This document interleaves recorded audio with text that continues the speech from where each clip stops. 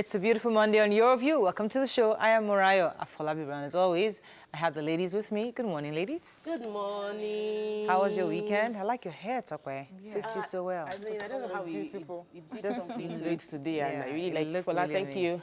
I'm happy to finally start thanking Fola, for my hair. There was for a long time I was natural and I didn't know what to do, but I think it's good you just excel in your area of specialization. Is his niche. He understands how to do these things and he does a good job of it. So thank you for my hair.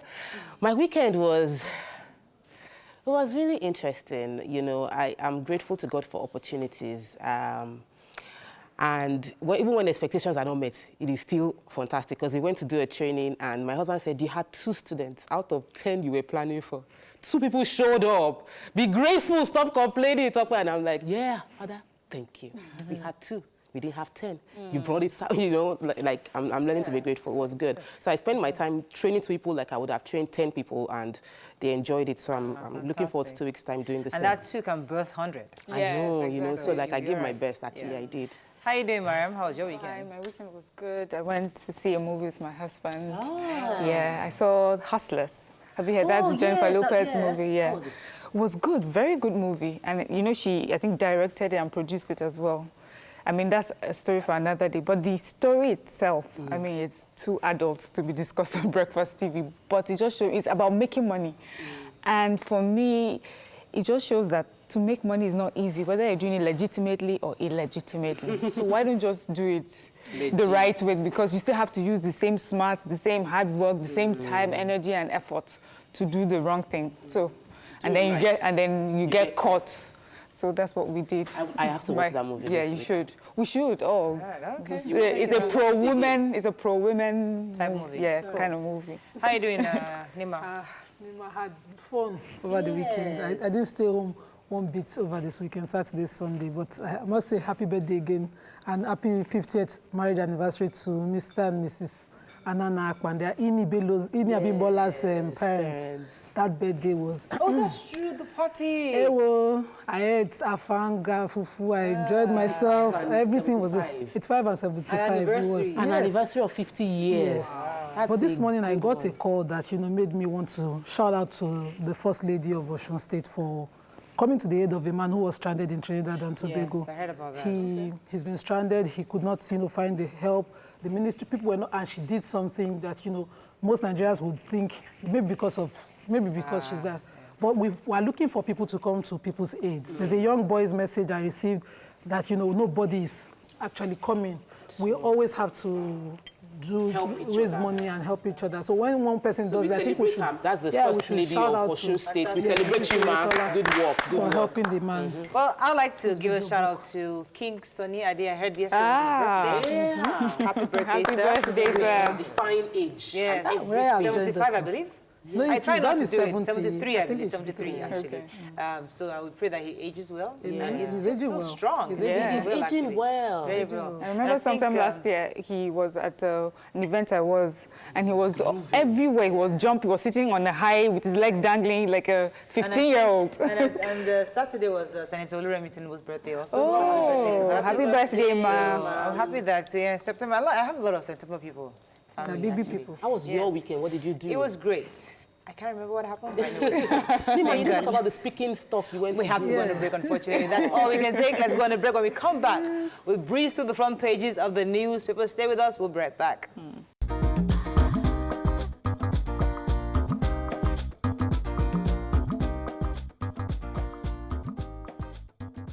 Okay.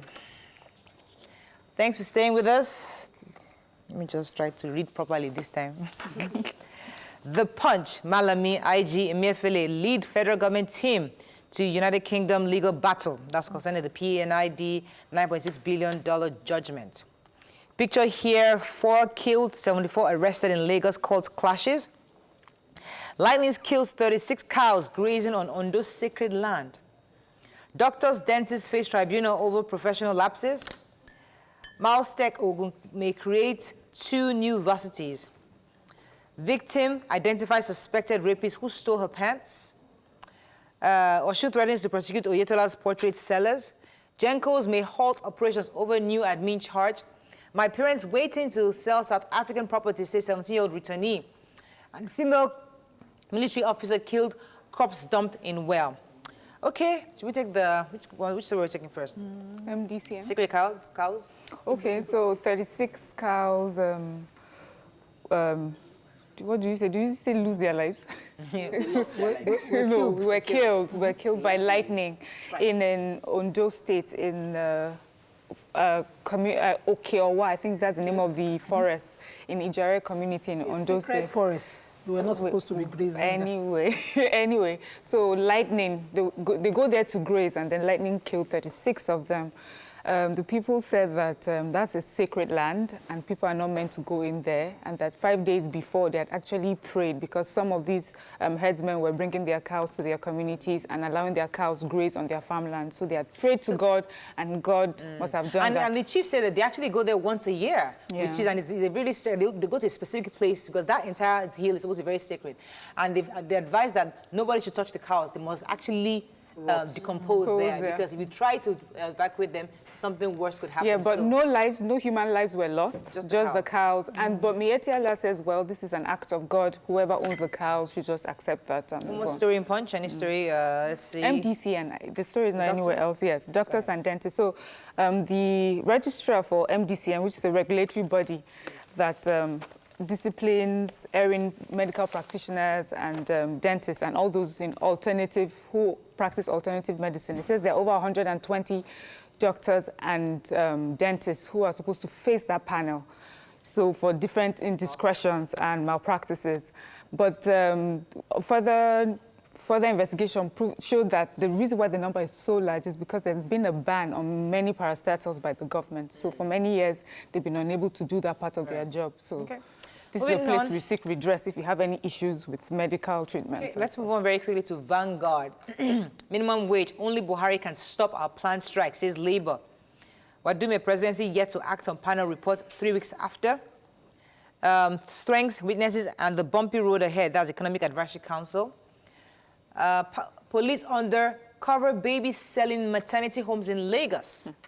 Insecurity why Yoruba feel threatened, says Farumbi.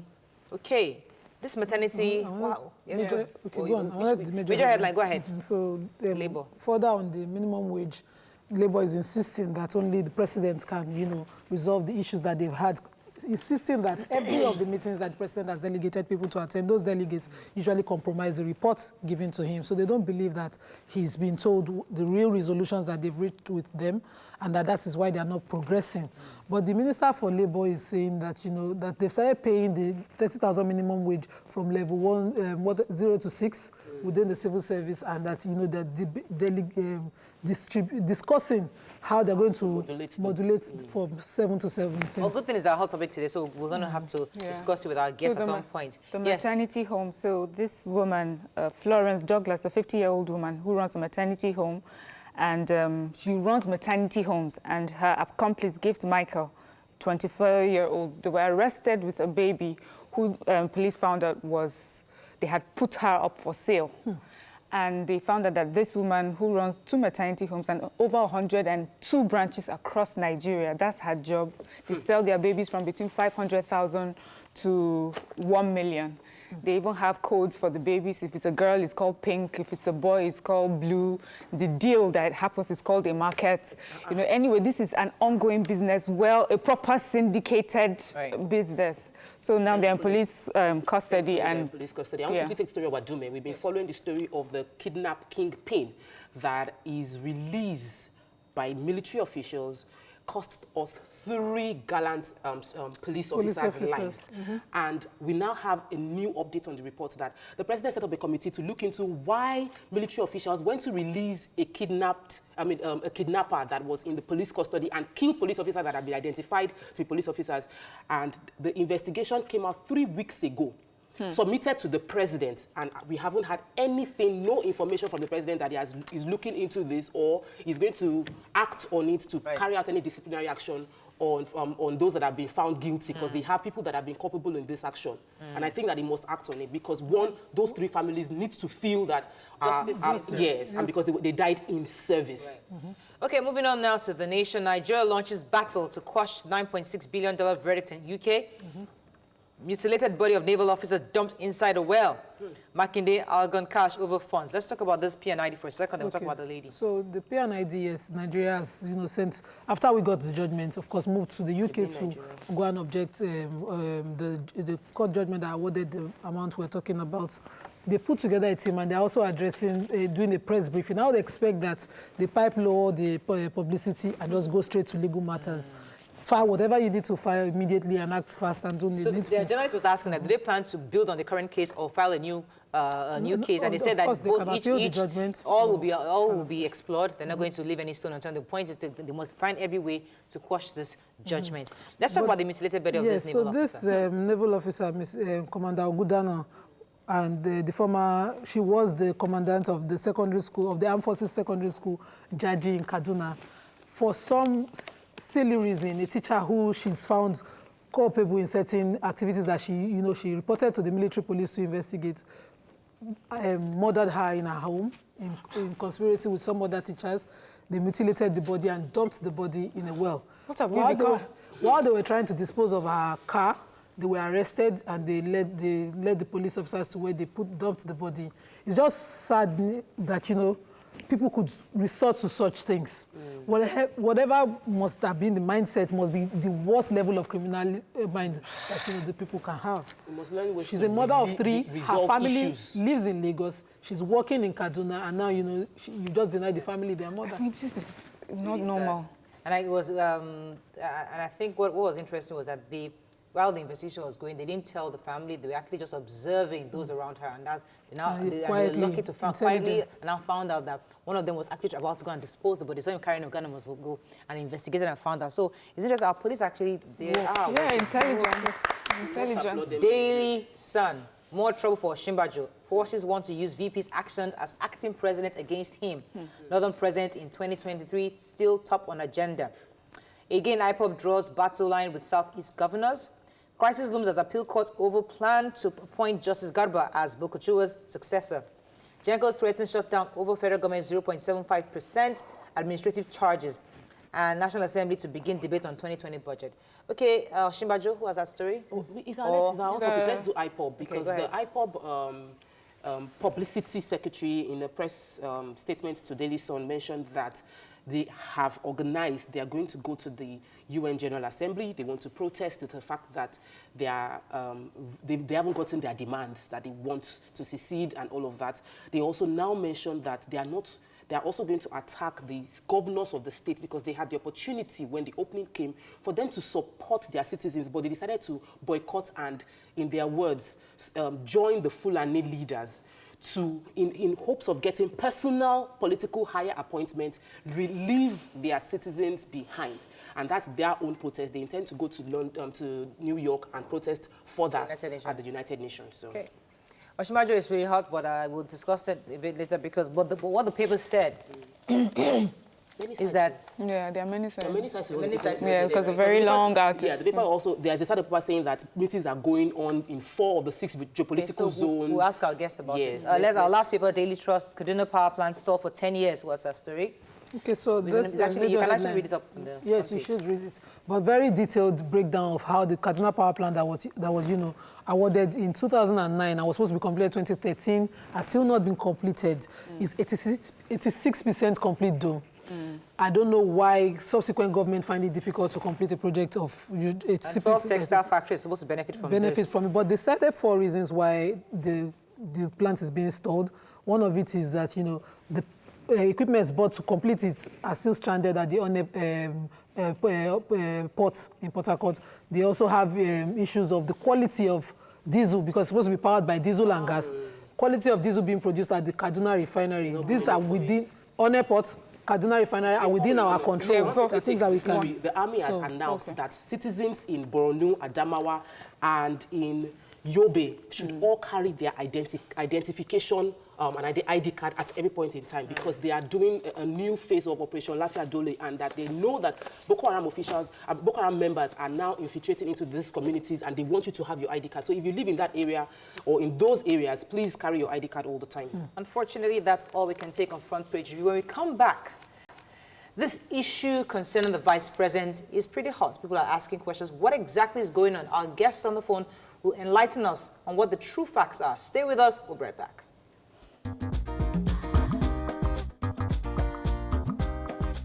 Stay tuned. Your View will be right back.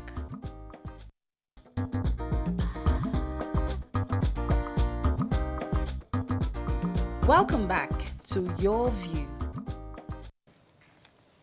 Thanks for staying with us. So recently, there has been different reports of suspected Cold War within the presidency, with the country's Vice President, Professor Yemi Osinbajo, allegedly being possible target. Even Afenifere, through his spokesman Yinka Odomake, coming out to say that the office of the Vice President has been rendered useless and impotent going by the recent development.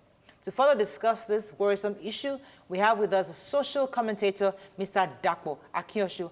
Welcome, sir. Are you there? Good morning. Good morning, sir. Thanks for joining us on the show this morning. Let's go right into it. The Vice President has been under a lot of attack recently in the last 1 week concerning his approval of the 5.9 billion to NEMA and other allegations concerning 25 billion to NNPC.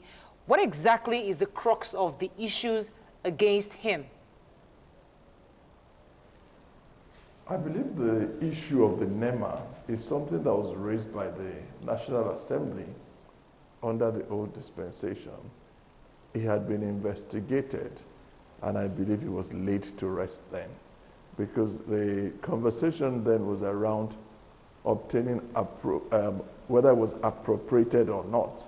And when the VP in his response had shown that it was actually appropriated and taken from the rice fund at that time, the matter died. I think most of these attacks and stories around it are coming mostly from fifth columnists, because as the social media tends to create news and information and generate a storm out of a teacup, is where I see this heading again.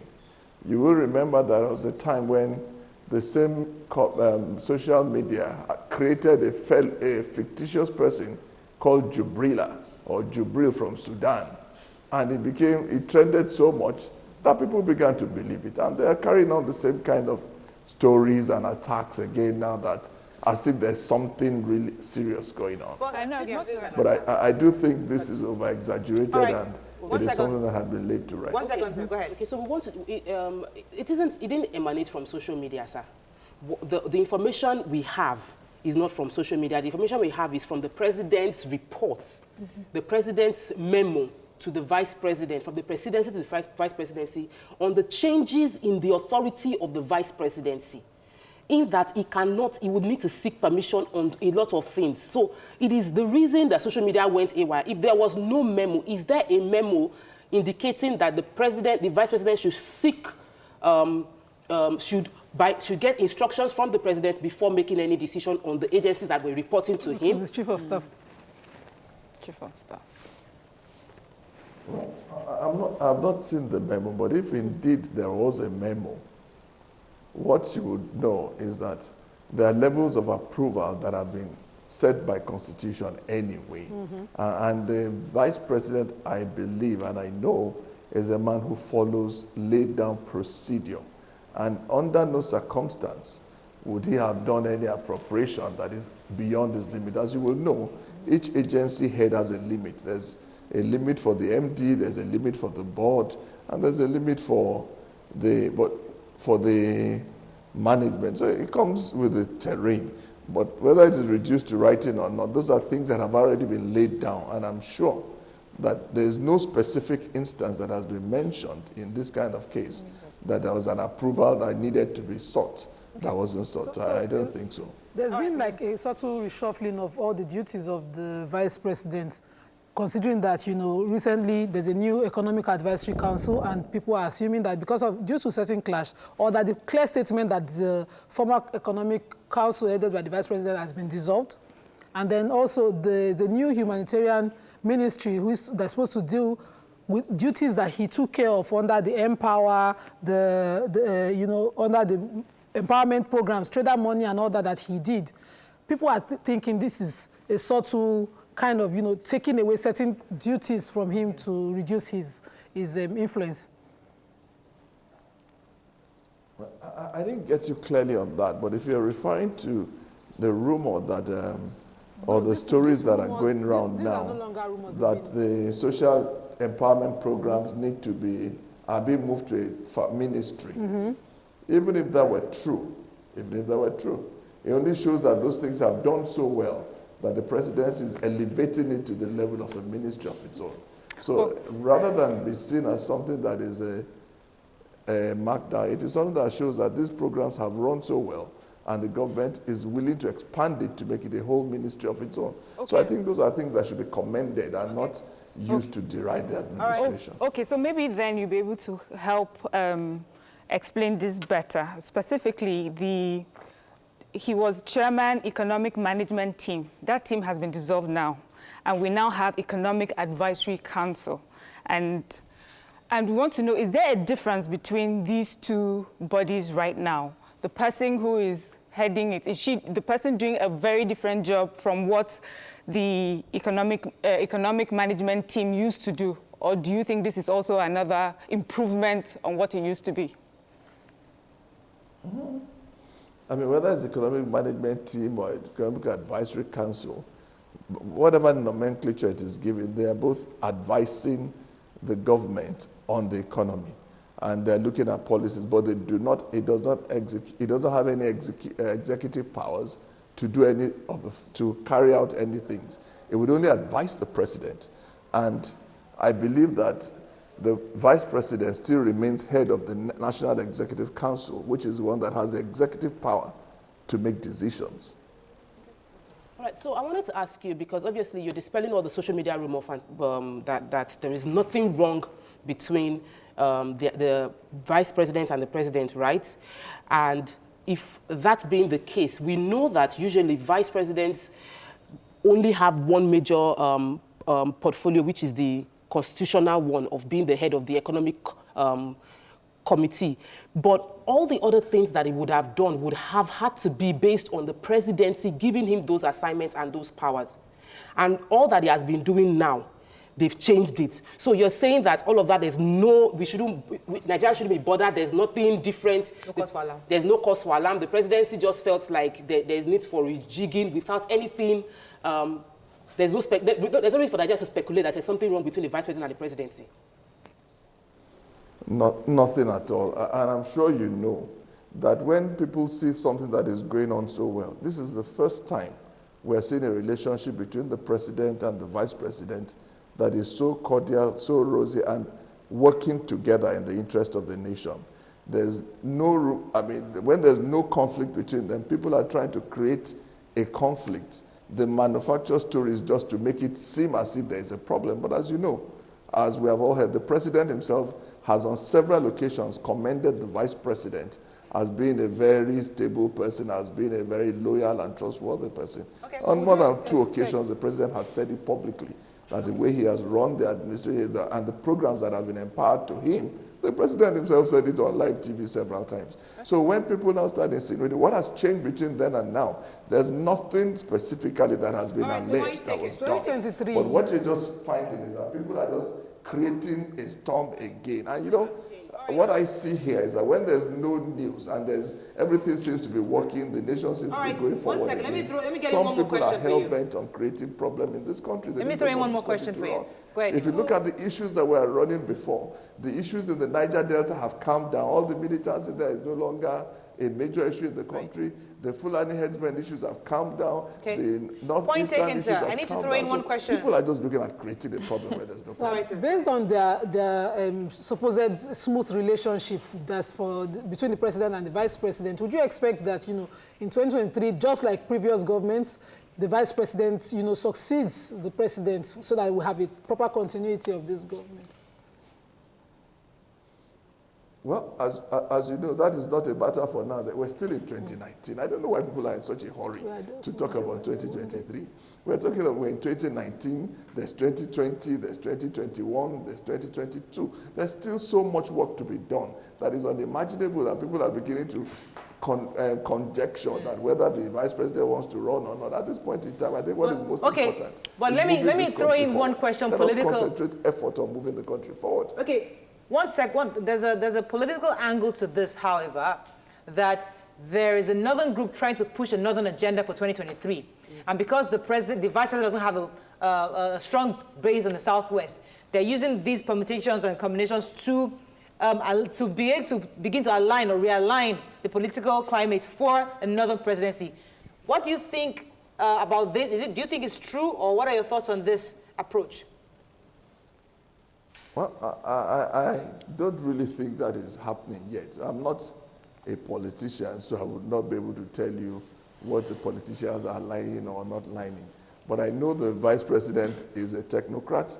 The man has concentrated on his job, and as you can see, he's been going back and forth. He was in Osun State on Saturday, he was in Akwa Ibom yesterday. The man is busy doing the work that he has been engaged to do, governing making the administration look good and doing things that will move the country forward. He's speaking around, and I think those who are idle are the ones who have time to start conjecturing and looking Would you say the Afenifere northern presidency. That is a matter for the party to determine. Does it mean that the Afenifere raising these issues as a group I do?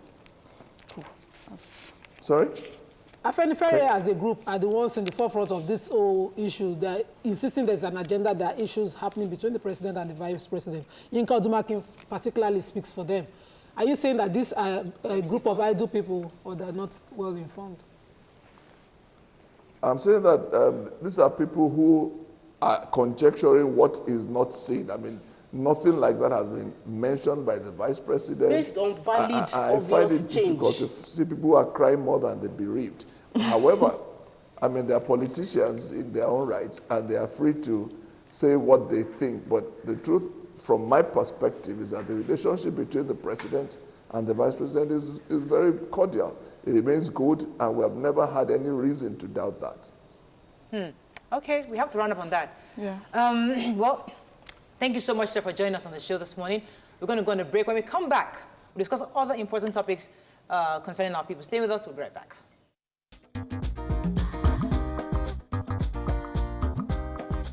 Stay tuned. Your View will be right back.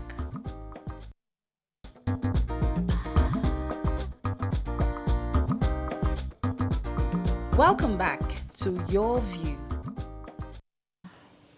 Thanks for staying with us. Recently, the Central Bank of Nigeria, CBN, passed a new law that the deposit of 500,000 will cost you 10,000 naira in deposit charges, in addition to SMS, COT, VAT, and account maintenance.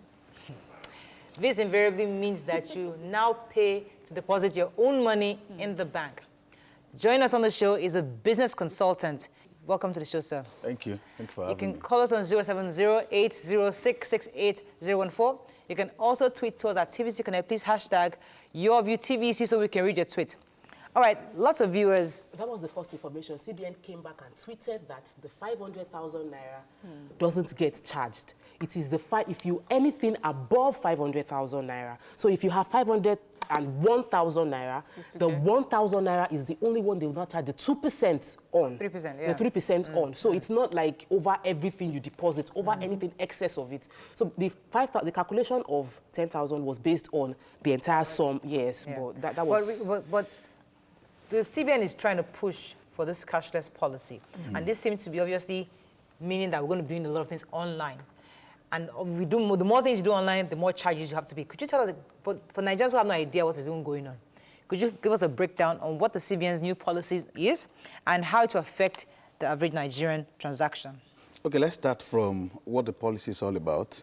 To develop a cashless policy in itself, in its entirety, it's actually good for the sake of reducing the volume of cash in circulation, for security reasons, for the cost of maintenance, of course, of managing cash and all of that. Yes, it's actually good. And then the cost of security, reducing the mutilated currency and notes in the circulation. Yes, all those things are good. So generally, let's talk about what is the percentage. Like you said, 3% for an individual, 3% on withdrawals, and then you have 2% on lodgements or deposits. So if you're depositing 500,000 naira as an individual, you're charged 2% in excess of that. So if you're withdrawing above 500,000, anything in excess of that, you also charge 3%. Then for corporate, it's 5% and 3%. Now, what it means is this, because I've heard a couple of tweets and notes from CBN saying the whole essence is to reduce this, is to achieve this. And I also read that it was also concluded that 2% to 5% Nigerians are going to be affected. And I'm going to of those that are banking. I have a lot of issues with that statement in itself.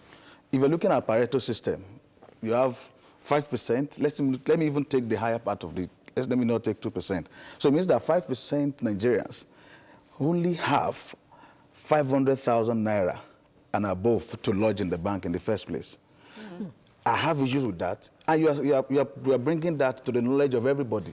So in the last maybe 16 years of democracy, you have not produced more than 5% Nigerians who are able to have up to 500,000 naira. That's even the background. So if you are celebrating that okay, that's a different topic. maybe I should not go, but I have issues with that. So now you're not saying that those 500,000, those people who are controlling the remaining 95%, whose income the remaining 95% depend on, you want to overburden them with that charges. Yep. Now, when you say overburdened, because some people will say the only way we can develop in this country is through taxes. I mean, one of the major revenue-generating avenues for the government is through taxes. So whether we like it or not, we need to be taxed. But the moment Nigerians hear taxes, the antennas go up and say, and we just begin to condemn it. In its entirety, do you think taxing Nigerians is a bad idea? Or do you think that it's necessary? Taxing Nigeria is not a bad idea. It's all over the world. But you know... Why do we object to it so much? Oh, we object for two reasons, or two of those reasons. Okay. Number one, if you live abroad, for example, I have a friend that lives in California, and he built a house in Nigeria with the tax savings returns every year. He says at the end of the year, they pay him $5,000, $20,000, and he sends it home to build his house out of the tax he has paid. Do we have that in Nigeria? No. So if we want people to comply, and by the time they are complying at the end of the year, okay, I know that I've paid 100,000 naira. They will pay me 10,000 naira back. Or I can use my tax to approach the bank to access loan. There is no incentive around paying tax. Talking about incentives, that's where I wanted to go. Okay. I also prefer the cashless policy. I think it will work very well for, especially security, when we're trying to manage how funds are being moved from across these terrorist groups. But we need to also talk about how to make people do this, how to make people want to accept this policy and make it easy for them. Because I do not see how someone who thinks that he has a small 500,000 naira and then they're going to put so many duties on it. The person would rather put it under the bed. Definitely. So when the CBN sits down and discusses things, who do they sit down with? Who are the people that sit down and advise them? Do they have people among regular Nigerians and what they go through when they sit down to come up with these policies?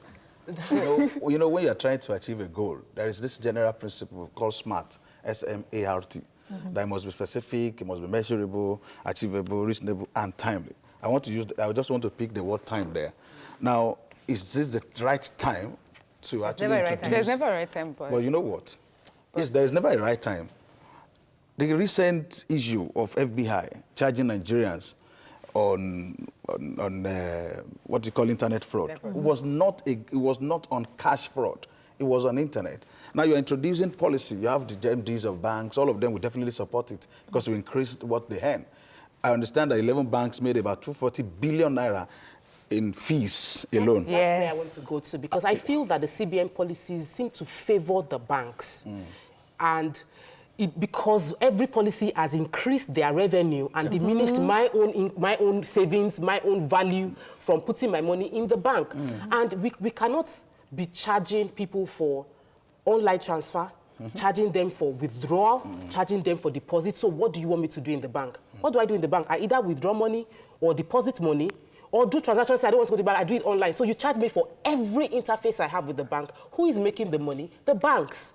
So if your policy is not encouraging my business to succeed or my finances to flourish, and your business, your policies are encouraging the banks to do well, then you're not in service of me. But the question I want to ask you here is that how do we as citizens protest these policies? What can we do? How do we push for a change in these policies? Because I can say that I see my bank statement, and after every transaction, I have 54 naira deducted. They charge me 50 naira, then they charge me 4 naira on that 50 naira. And that's because I had to disable text messages. For email notification. For email notification. So I am being charged on my every if I get 1,000 naira, I pay 50 naira on it. If I get 500 naira, I get 50 naira on it. And so how do we now engage these policymakers to understand the impact of these withdrawals on our bottom line? Okay, so to answer that, and I'm going to take it from what I was talking about, she picked, which is incentive. But before that, I'm not aware if there was a public hearing on this before it was actually released. If there was a hearing hearing to discuss this, or there was a public opinion that was sought before it. Of course, we know the introduction of cashless policy actually started like in 2012, long ago. We're shifting it. When I was talking about timing, you just introduced VAT, increased VAT from 5% to 7.5%. And then CBN is also bringing its own. I want to believe that other agencies will start bringing their own on the same Nigerians. Do you understand? Now, are we actually working to please the president or every department, every ministry, because they have to give account now of their KPI now. So let me push and impress the president as against the citizen. I have issue with that. Now, coming to that, if we want to protest, the best way is there's no way you can protest against the bank, because it wasn't actually the bank that brought it up. It was the regulator of the bank. The best way is to have a public hearing and some of these things that we're doing, and it gets to the ears of the government. And then the government sees, they know what is happening. But another thing is this. There are only few states that are affected for now. Do you know that the security, which is another issue we're trying to avoid, to reduce cash movement. We can't even achieve it now, even if we agree to this new policy. For example, Oyo State is not aware, is not included yet. I think Nasarawa State, I'm not aware that they're part of it yet. So Nasarawa is very close to FCT. Oyo State is just 1 hour drive or 1.5 hours drive from Lagos. So if I need to be paying this, and I still, my business is still, for example, cash is still dependent. Then I can move my cash. The security we are trying to avoid will still be there. To move, because we all encourage cashless policies. Definitely. One of the things that, cashless ways it has helped me is that I've never bought fuel with cash. So I use my POS a lot, my card on POS a lot. And recently, the same CBN, just this same week, they're releasing everything. I've decided to charge stamp duties on POS transactions, aside the charges that we know already and even exist. VAT on the stamp So duty. it seems to me that the CBN is doing everything but advising government to reduce the cost of governance. That's right. Everything to generate money by finding every way to make money off Nigerians for the banks, make money off Nigerians for government, except advising government to cut down cost of government. But let me even harp on that a bit, because if we look at it, if you want to look at it in a proper society, many people might not object to taxes, but I think the issue is the transparency. The fact that this money, we don't see it through, number one. And number two, even FIRS, we need some kind of process where we see that the money is collected, then we can actually file for our returns in case the money didn't completely utilize our money. So the issue is not the fact that they're taxing us. The issue is that it's not being transparent. Now, to address transparency, how do we go about to ensure that FIRS, LIRS, all the other various tax agencies, FIRS, all us that responsibility to let us know what they receive and how much we can file and get back? The first thing is this. If you ask them to be transparent, whatever they tell us, they show us that they've collected, is what we believe. How do we get to the roots of collection? How do we know where and who is paying what? Now, our whole payments going through, yes, we understand e-platforms. You can easily get the logs and get everything that has been paid. That's actually one way. But you know what? Practical experience I've had with some of the clients I work with is some of them will say some of these tax officials ask them to pay 2 million naira, but out of the 2 million naira, they will say, don't worry, just pay 200,000 naira. That's what will be receipted. That's the only transparency you can see there. The remaining 1.8 million go to those guys, and they pocket it. So that 1.8 is a loss. There's corruption. Everything is Everything. Roman, I'll seriously. come back to you. Talk All right. Roman, are you still there? Yes, I am. Thanks for calling. Go ahead, please. Yeah. My concern is not about the 7.3% they're charging on deposit. But my concern is that the infrastructure needed for this cashless policy is not even in place. For instance, if you transfer money to someone, the person will not even get a lot and they won't let you go until they see the alert. So you're talking about a situation whereby there is not enough POS in circulation, where the network service providers are not doing well. How do I transfer money to Yalata in the market? How do I pay the meat seller? So when you were saying that people should not deposit or carry cash around, you should provide security or other infrastructure that will aid the transaction of cashless policy. CBN cannot just wake up in one day and make decisions that enrich some individuals over 180 million people. Okay. You are saying that some banks make 20-something billion within a month. What do they do with the money? You can't go to bank and get loan to finance business, even SMEs.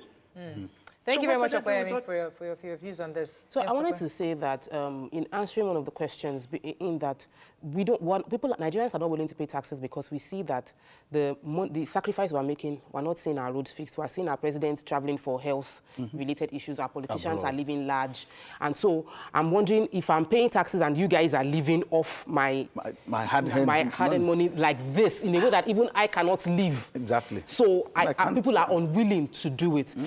And such is this policy, because like he said, the market women, some market women actually in their daily transaction make very little margin on each amount, but they gather a lot of money. So you have a transaction, you have ₦1 million that you made in one day, but your profit margin is very minute. So you are now trying to take your money to the bank and they will charge you for doing that. I think that the CBN policies have been a bit blanket. It just covers everybody, and we must modulate it for the different facets of our economy right now. We have many extremely poor people. They should have a different policy for those ones. We have those that are earning small money. They should have different policy, but not just that. Everybody should just pay a specific amount of money. Okay, let's or go go on through a the same. commercial break. When we come back, we'll try to run up on this conversation. Stay with us. We'll be right back.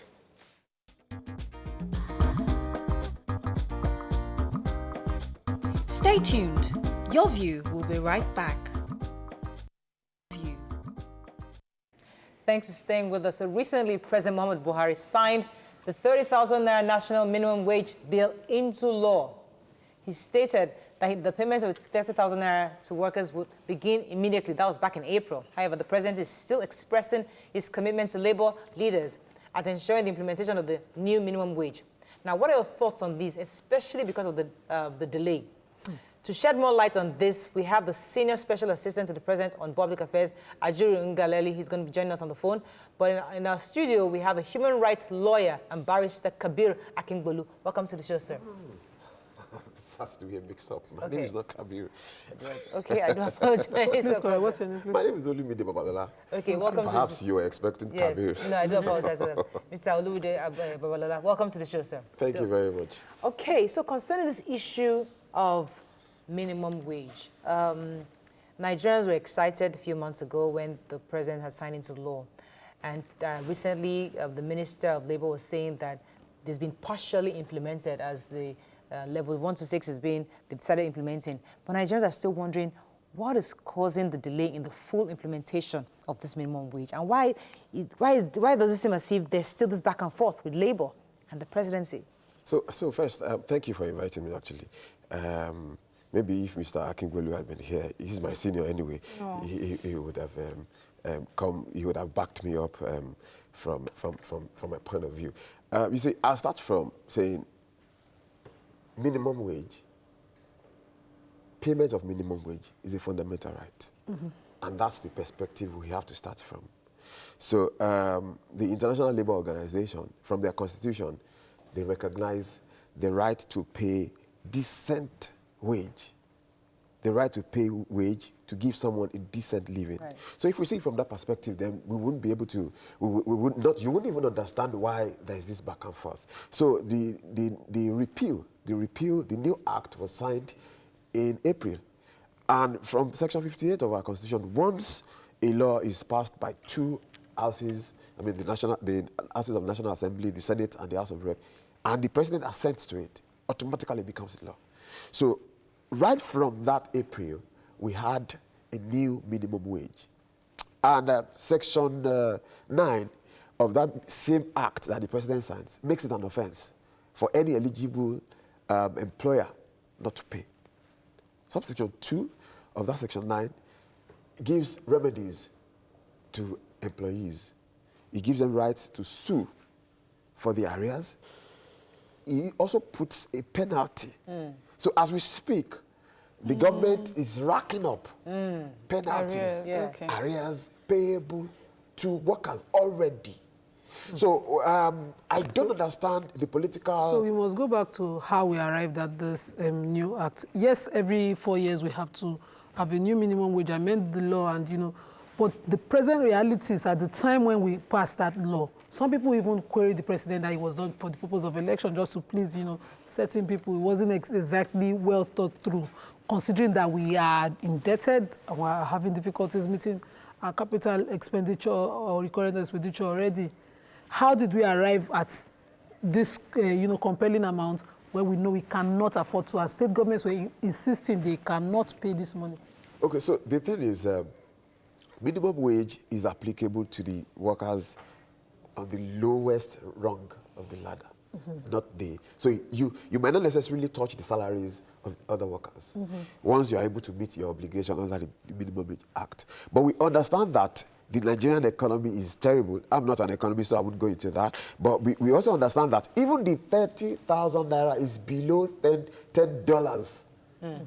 So a family man or a woman who has children to cater for, hence 30,000 naira in a month. We all understand that it is not even enough.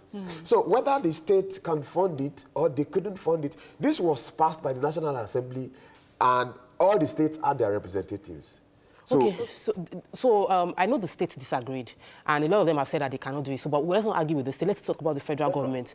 So the federal government that agreed to pay this, you are saying it should only affect the lower rung, but everybody, all the way to the 17th level, wants a difference in their salary because they feel like the lower guys are getting increase. Why shouldn't I get increase? Do you believe they are entitled to get increase in their own wages also because they are facing the same inflation, expensive living, cost of consumer products, expensive. So they are facing the same reality that the younger person is facing. Shouldn't they also earn higher percentage of their income, or do you think it's unjustified for them to be asking for more money when they know the government isn't doing well? So realistically, we have to start from somewhere. So Nigeria is so complex. We can't solve our problems all at once.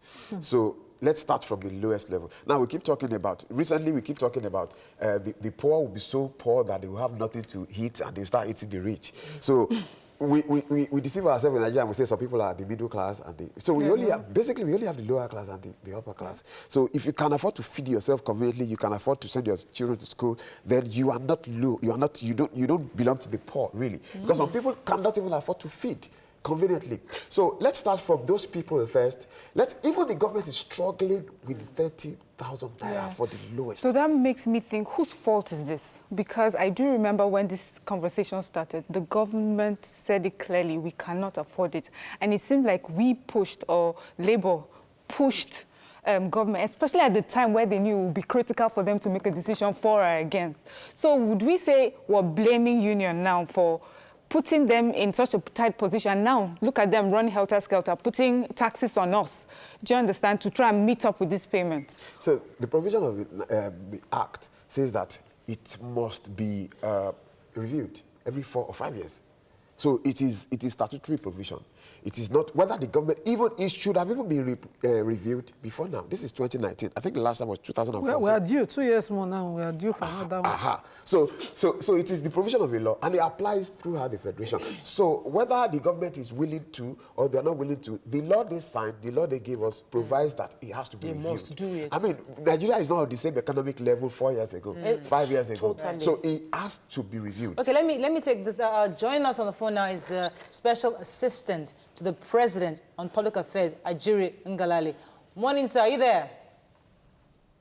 Good morning, Mo. I am here. Good to have you on the show. Concerning this issue of minimum wage, in your view, what is delaying the implementation, especially from the point of the presidency?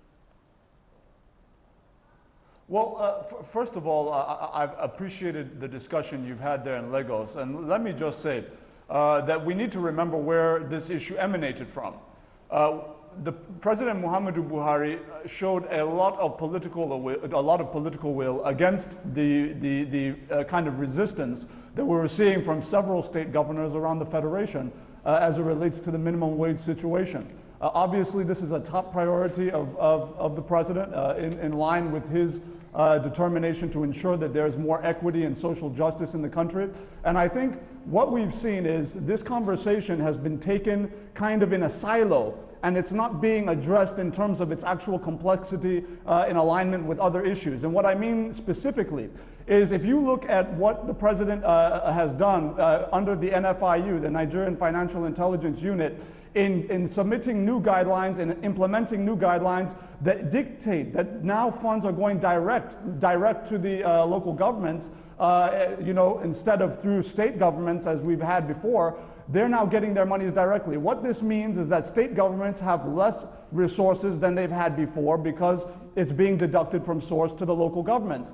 So now states who have the constitutional responsibility for things like primary education, amongst many other responsibilities, are saying, look, Mr. President, we don't have the funds that we need to effectively run our states and build these institutions. So now, when you're looking at the minimum wage, the question becomes, if these are the surrounding factors, what do we do? And now you're looking at how you can raise revenue, and that's where you now get into the conversation around value-added tax increase from 5% potentially now to 7.5%, because VAT ultimately goes 85% to the states and local governments and only 15% to the federal government. So some of these measures must be funded, and that's the conversation that we're having at the moment. Okay, so shouldn't those conversations have been had before you signed it into a law? Like, you should have made preparations and provision to pay the salaries before signing it into law with your internally, before you now start making it almost months after. You are now making a new policy change to fund the payment of salaries that you had signed back in the days. I feel like it makes it look like the government did not have a plan on how to fund this, and it was just done to appeal to them. That's one. Number two, every labor, when you talk to the labor officials, they will always say that if the government cannot say they cannot fund this when they are buying themselves brand new cars, the government cannot say they cannot fund this when they are paying their own salaries and they are not cutting their own income, why are they impoverishing or unwilling to help us live a better life when they are obviously living a better life? So what is your answer to the president and the economic team not being prepared for the bill they have to pay? Thank you very much, Mo. It's a very important question. To your first question, I don't want any of us to make a mistake here. In no way, shape, or form is Mr. President or the federal government putting the cart before the horse. What we're talking about when we talk about VAT increase is not a direct response to the minimum wage. We're talking about how we're going to get more funds to the state and local governments to ensure that they can build capacity in terms of the health sector, education, the provision of social services. In some cases, broad infrastructure, for example. So this is not some sort of reactive measure that is coming to essentially address the minimum wage issue, which was done several months ago. So that's the first thing. Now, in line with that, the reality is the minimum wage does put a bit more stress on finances at the level of the states.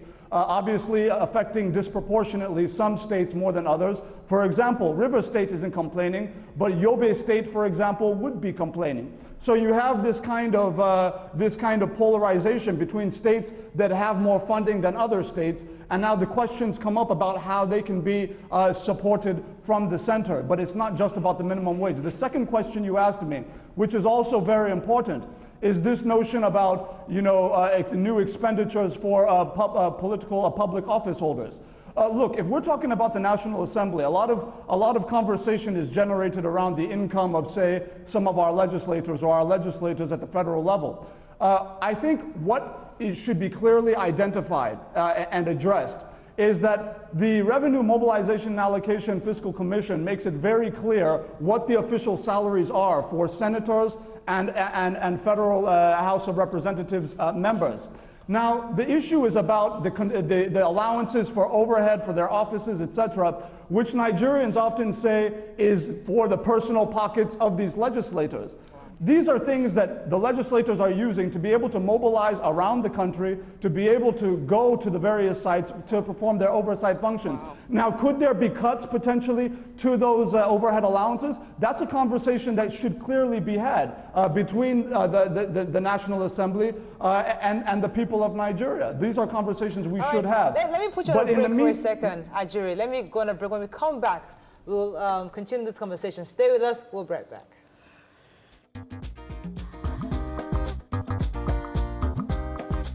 Stay tuned.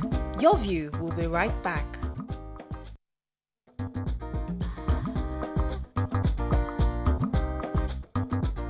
Welcome back to Your View. Welcome back. Thanks for staying with us. So we see our guests in the studio. Go ahead, Mariam. Okay. Okay, for Ajuri? Yes, for Ajuri. Else come back to you, but go ahead. Okay. Go ahead. Yeah, so my Ajuri, are you still there? Yes, Hello, I'm Ajuri. here. Yes, Okay. yes. All right. Yeah, so my question is from the last thing you said, the government is trying to raise revenue, especially to help the state. We get that, and so we understand why taxes have to come in. We also understand the reason why we should have a conversation about legislators, their salaries, as well as their bonuses. But apart from taxes, is there anything specific that the government is trying to do to raise revenue, apart from taxes? Well, I think fundamentally you have to look at this issue in three strata, right? You have to look at it from the short term, the medium term, and the long term perspective. Obviously, in the medium to long term, the way that you raise revenue is by expanding your economy. First, you start with building infrastructure so that you reduce production costs and logistics costs for foreign investors who are bringing their factories and industries into the country. These then employ your people. The people are now employed, so now they're paying taxes, and the revenues to government obviously expand. In the immediate term, you have to figure out how you're going to put people to work and how you're going to fix your infrastructure to attract that investment. And the only way you can do that are two measures. Either you raise revenue, and then you engage in smart, low-interest borrowing. One of the major factors that I think Nigerians have not been communicated to effectively about over a long period of time is the issue of debt restructuring. We talk about having debts that are, spiraling. This is the conversation that is being had. Aside the fact that if you look at our debt to GDP ratio at about 19%, which is amongst the lowest in the world, the question now is about the fact that over the last 20 years or so, the debts that the federal government and the state governments have been taking have been domestic debts. Why is this important? They take domestic debts from deposit money banks in the country at an interest rate of between 14% and 19%. 86% of our total debt was domestic debt in 2015. Only 14% was external borrowing, which comes at an interest rate of about 7%. Way less. So debt servicing goes down if you take out more external borrowing than domestic borrowing. From 2015 to date, we've gone from 86 to 14, and now we're at 69 to 31. Let me pause you, because I need to go back to this issue of minimum, because that's the issue at hand. You've heard our jury concerning the fact that they're trying to raise funds, especially to help the states to pay salaries. People are worried that, okay, what of the federal government? What are they doing to pay salaries? What are your thoughts on his responses to these questions? I think with the way Ajuri responded, with respect to the government, it shows that they didn't have plan. a long-term plan and even a short-term plan. Because if the law says every 5 years, Section 3 says every 5 years, the minimum wage has to be reviewed.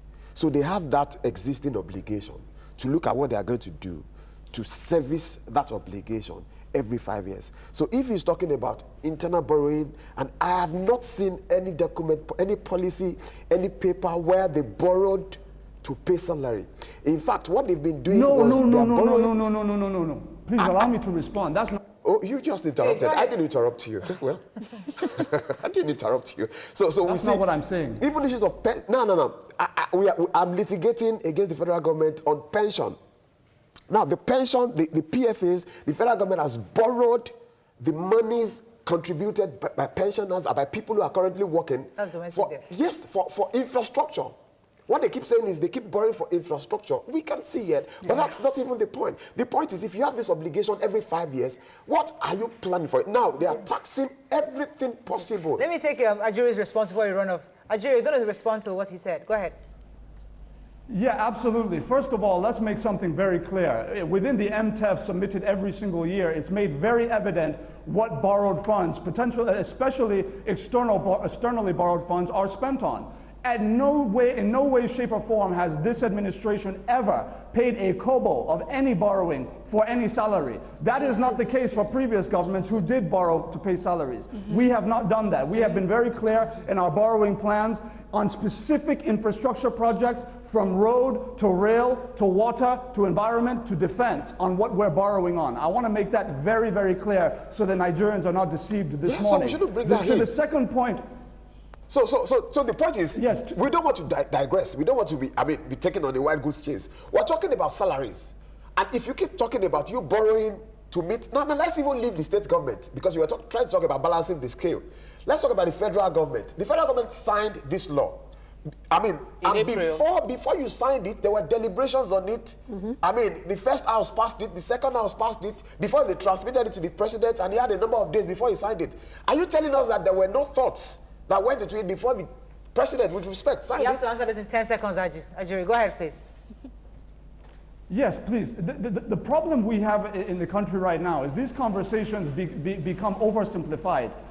We're complaining already that our recurrent expenditure is way too high, that we have all sorts of redundancies across civil services at both the federal and the state level. And the conversation we keep having is how we expand our recurrent, instead of having conversations about how we expand capital, create new investments so industries can employ our people and give them better wages than what the civil service is currently giving our civil service workers. This is the conversation we need to have in this country. Okay, on that note, we have to round up. Thank you so much, gentlemen, for joining us on the show today. We'll definitely bring you back, Ajuri, and also Barrister. We'll definitely bring you back here. Thank you very much. Okay, have a fabulous day. We'll see you tomorrow. Bye-bye.